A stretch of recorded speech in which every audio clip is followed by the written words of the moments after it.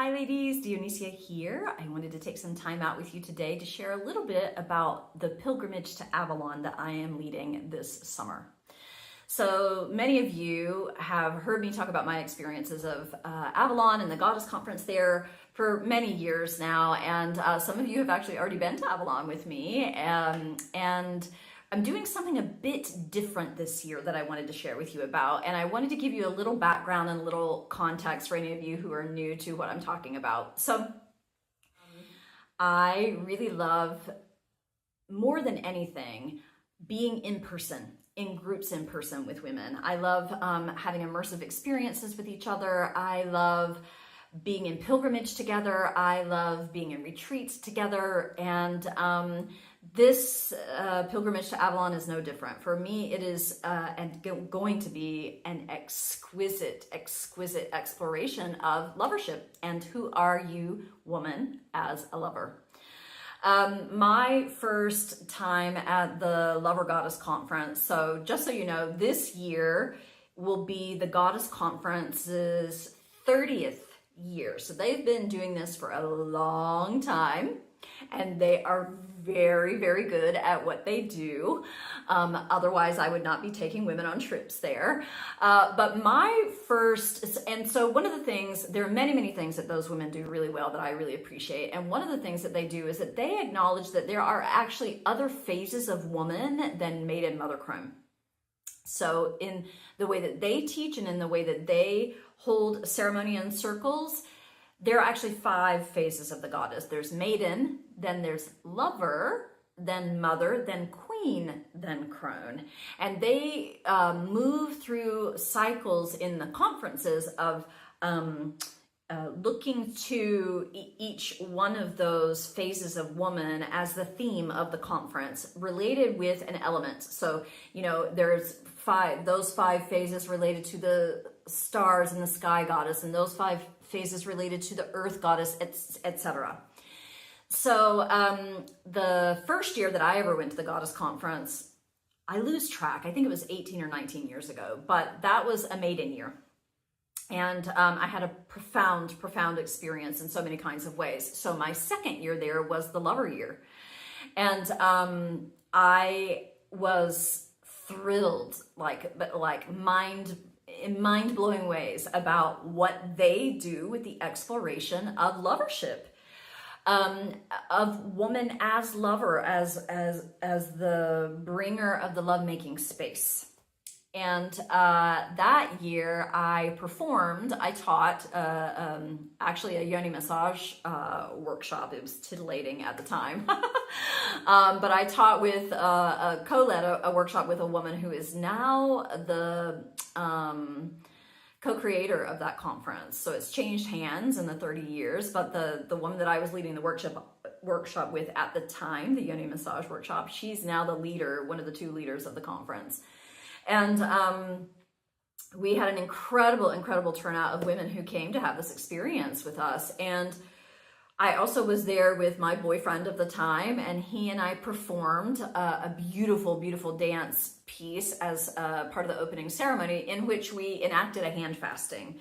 So my first years in Goddess Conference, I was like, they were strong out the gate, and I look back on those experiences so fondly in how they shaped me and how they formed me and in how they changed me. So I've, of course, been to conference many times since then, but this is the first time that I've been back for a lover year, and I'm very excited to be there this year.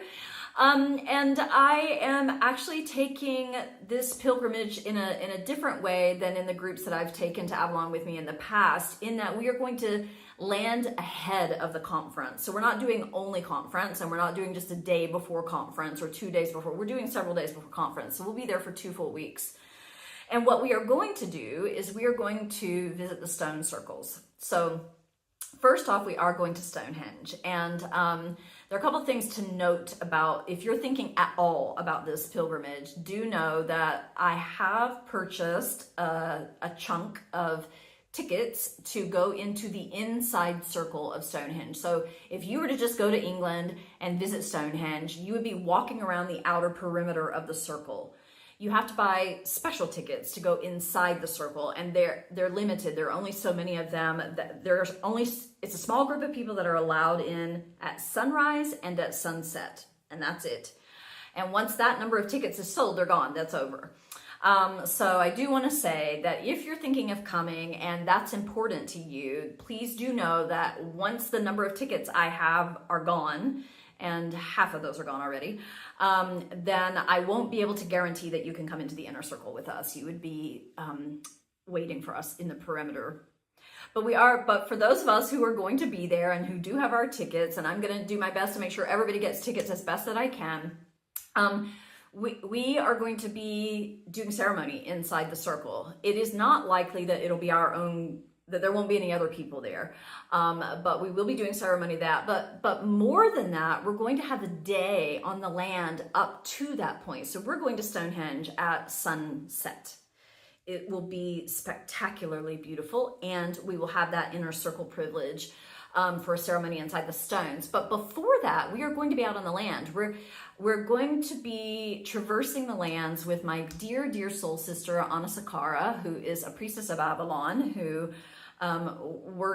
lives and works in Glastonbury and is a huge part of the goddess community there. She is a brilliant, brilliant wild woman who I adore. And she's going to be leading with me ceremonies on the land. So she knows where all the sacred wells and springs are, and where to go to see this cave, and where to go to walk that amazing path. And so she's going to be leading us on a journey across the lands that will end at Stonehenge. And then the following day, we're going to do a similar thing, but with a different stone circle called Avebury, which is actually older than Stonehenge. And on the third day, we're going to do yet again that same thing, but with the oldest of those stone circles. It's called Stanton Drew. Each time we're going to be doing ceremony at the circles, and those ceremonies are going to be about all kinds of things related to lovership. Heartbreak from the past, heartbreak in the now, whether that's for a specific relationship or for a desire or longing that hasn't been met in you yet, or for, heartbreak for what's true in the world. Your standing, your positioning, your poise between heaven and earth. Where are you when you stand on the earth at those sacred ancient stones and can reach out and put your hand on them and let them point you to the star and the heavens where they point to? Who are you there? Where are you with that? How is that aligned in your heart and who you are as a woman, as a lover? So those are just a couple of the things that we're going to be exploring. Each day will have a different aspect, a different piece that we pour ourselves into, the milk and honey of lovership and of who we are as women in that way, who we are as priestess in that way, who we are as woman in that way, who we are as lover. And then we're going to be spending some time in the town of Glastonbury itself as everything starts gearing up towards conference. And then conference is all about sacred union. It's all about union with ourselves, union with a beloved, union with the divine, and all of the ways that we can be exploring that. I can say that my experiences of being at that conference have always been profound every single time that I've been in that town. Completely profound every time that I've been, because there's so many ley lines that cross paths right there in that town that's known to be, the heart of Avalon and the heart chakra of our planet. So when we go to one of the chakra points on the planet, then we have a deep, deep, deep, deep earthly felt sense of the vibration of that chakra. So imagine yourself standing on the heart chakra of the planet and what that would do for you and your vibrations. From the perspective of lovership, it can really open our hearts. It can bring forward wounding that needs to be tended to. It can bring forward heartbreak that needs to be felt through. It can bring forward ecstasy. It can bring forward a sense of union like we've never experienced before. And it primes our vessel. It primes our heart to then be able to engage with another or others in all the many kinds of ways that we might want to do that. The people come from all over the world for pilgrimage at Glastonbury for many different kinds of pilgrimage, actually. For Christians, they come for the Christ pilgrimage.